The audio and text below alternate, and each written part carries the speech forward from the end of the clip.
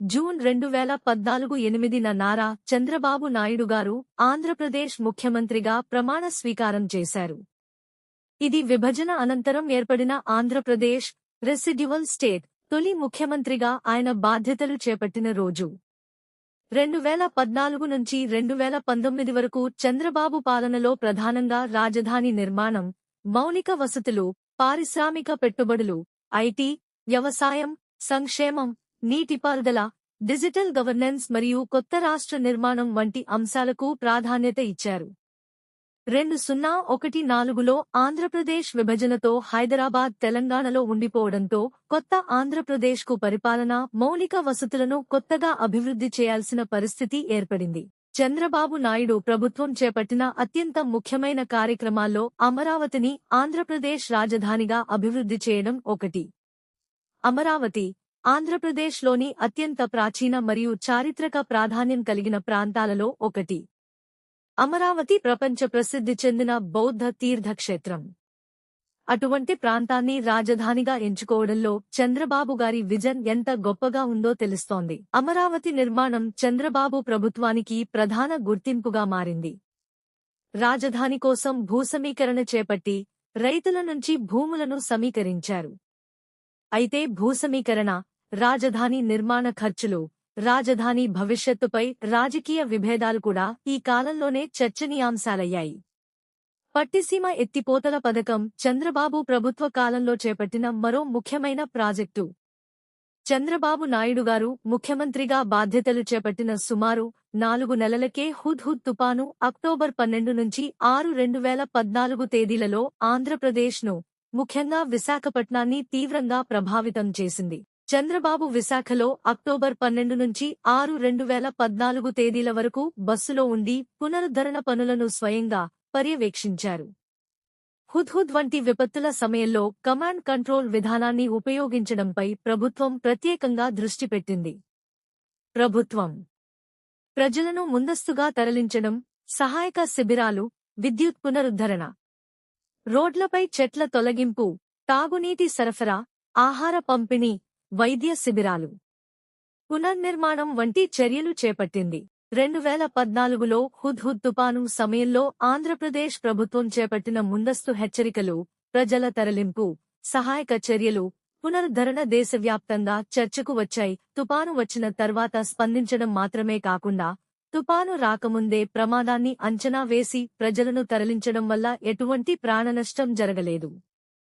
Hudhud సమయంలో విశాఖపట్నంలో అందరికీ నెలవారీ రేషన్ కాక 2 ఉచిత రేషన్లు, బియ్యం, నూనె పాకెట్స్, బంగాళాదుంపలు, ఉల్లిపాయలు, కందిపప్పు మొదలైనవి 3 రోజుల్లో సరఫరా చేసి ప్రభుత్వ మద్దతుని ప్రజలందరికీ అందించారు. 2-3 రోజులు కరెంటు లేనప్పటికీ కరెంటుని అతి త్వరగా పునరుద్ధరించారు.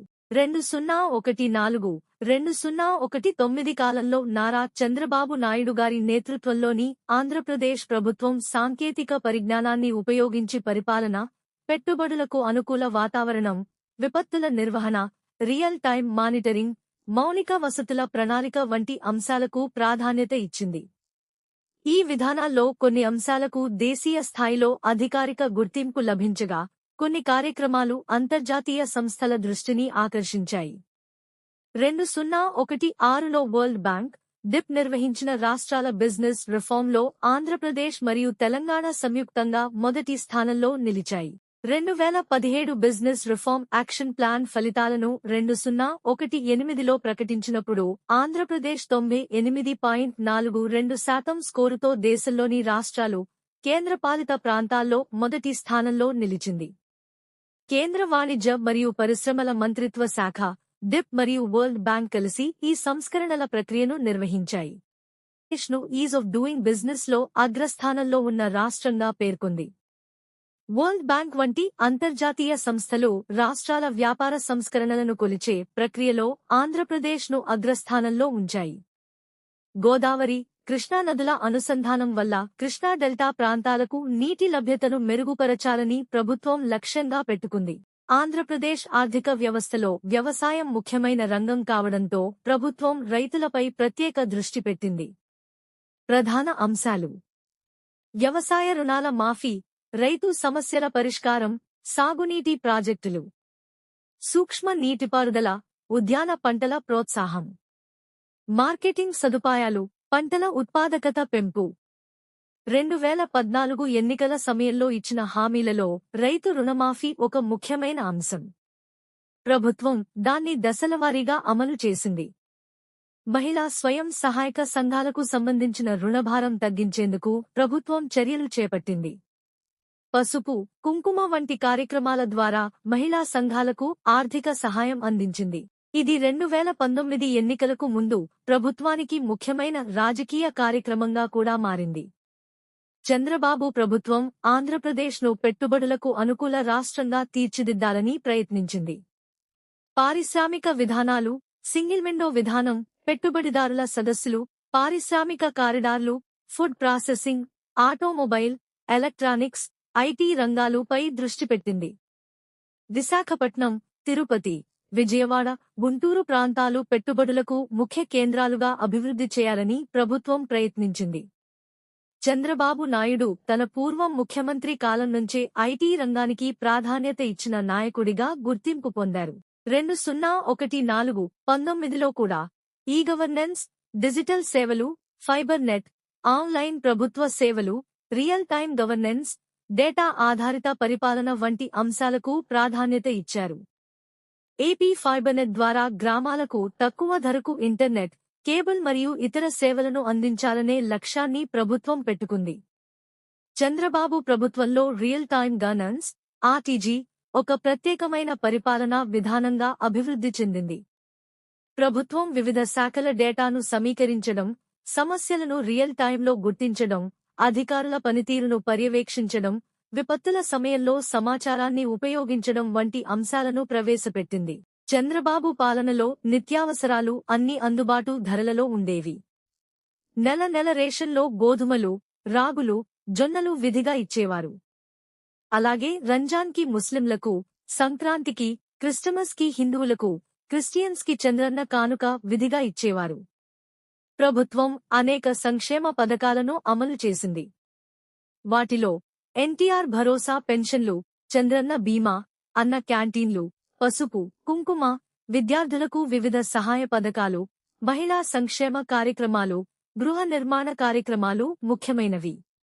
పట్టణాల్లో కార్మికులు, పేదలు, రోజువారీ కూలీలకు కేవలం రూ.5 అల్పాహారం, భోజనం అందించడానికి అన్న క్యాంటీన్లు ఏర్పాటు చేశారు. రాజధాని నిర్మాణంలో భాగంగా తాత్కాలిక సచివాలయం, అసెంబ్లీ భవనం, రహదారులు, ఇతర పరిపాలనా భవనాలు నిర్మించారు. వెలగపూడిలో సచివాలయం, అసెంబ్లీ కార్యకలాపాలు ప్రారంభమయ్యాయి. రాజధాని ప్రాంతం కారణంగా విజయవాడ, గుంటూరు ప్రాంతంలో రోడ్లు, ఫ్లైఓవర్లు, ప్రభుత్వ కార్యాలయాలు, వాణిజ్య కార్యకలాపాలు, రియల్ ఎస్టేట్, విద్యా సంస్థలు వేగంగా అభివృద్ధి చెందేలా చర్యలు చేపట్టారు. విశాఖపట్నాన్ని ఆంధ్రప్రదేశ్ ఆర్థిక మరియు పారిశ్రామిక కేంద్రం గా అభివృద్ధి చేయాలని ప్రభుత్వం లక్ష్యంగా పెట్టుకుంది. ఐటీ, పరిశ్రమలు, పర్యాటకం, పోర్టు ఆధారిత అభివృద్ధిపై దృష్టి పెట్టింది. ఆంధ్రప్రదేశ్లో పర్యాటకాన్ని అభివృద్ధి చేయడానికి తిరుపతి, విశాఖపట్నం, అరకు, విజయవాడ, అమరావతి, శ్రీశైలం తీర ప్రాంతాల్లో పర్యాటక మౌలిక వసతులను మెరుగుపరచడానికి ప్రయత్నాలు జరిగాయి. ప్రభుత్వం విద్యారంగంలో పాఠశాల మౌలిక వసతులు, డిజిటల్ తరగతులు, ఉన్నత విద్యాసంస్థలకు ప్రోత్సాహం, నైపుణ్యాభివృద్ధి, విద్యార్థుల సంక్షేమం వంటి అంశాలపై దృష్టి పెట్టింది. ఆరోగ్య రంగంలో ప్రభుత్వ ఆసుపత్రుల అభివృద్ధి, వైద్య పరికరాలు, ఆరోగ్య బీమా, గ్రామీణ ఆరోగ్య సేవలు వంటి కార్యక్రమాలను చేపట్టారు. అమరావతి కోసం ల్యాండ్ పూలింగ్ స్కీమ్ ద్వారా భూములు ఇచ్చిన రైతులకు అభివృద్ధి చేసిన రిటర్నబుల్ ప్లాట్లు, వార్షిక కౌలు, ఇతర ప్రయోజనాలు అందించే విధానం రూపొందించారు. వడ్రీ అనంత లక్ష్మి